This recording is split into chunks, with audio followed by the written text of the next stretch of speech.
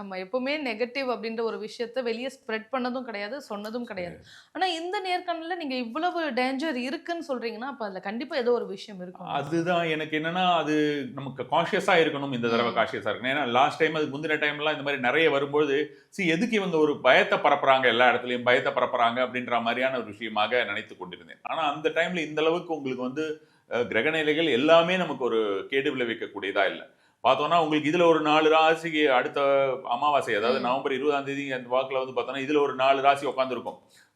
இவரு குருவானவர் நீர் ராசியில உட்கார்ந்திருப்பார். அதுல கிட்டத்தட்ட வந்து பார்த்தீங்கன்னா, உங்களுக்கு 6 கிரகங்கள் ஆல்மோஸ்ட் நீர் ராசியில உட்கார்ந்திருக்கும். அது மாதிரியான ஒரு சூழ்நிலை. ஒரு 6 பேர் வெளியில உட்கார்ந்து இப்படி இருக்கும் சூழ்நிலை. ஸோ அதுல நம்ம வந்து கவனமாக இருக்க வேண்டியது அவசியம் அல்லவா? நம்மளால முடிஞ்சதுன்னா இத நம்ம சொல்லலாம். என்ன பொறுத்தவரைக்கும் நான் எப்பவுமே இந்த மாதிரியான நெகட்டிவ் விஷயங்கள் ஏதாவது சொல்ல வேண்டிய வந்து அந்த மாரி ஒரு பெரிய ஒரு துர்பாக்கிய சூழ்நிலை வரல.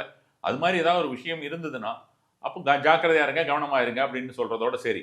அப்பவே சொல்லும்போதே நான் நினைச்சுக்கிறது, இந்த பிரெடிக்ஷன்ஸ் எல்லாம் பொய்யா போச்சுன்னா நல்லதுன்னு. அப்ப வந்து அந்த பொய்யா போச்சு அப்படின்ற மாரி இருந்து, நான் சொல்லி எதுவும் நடக்கல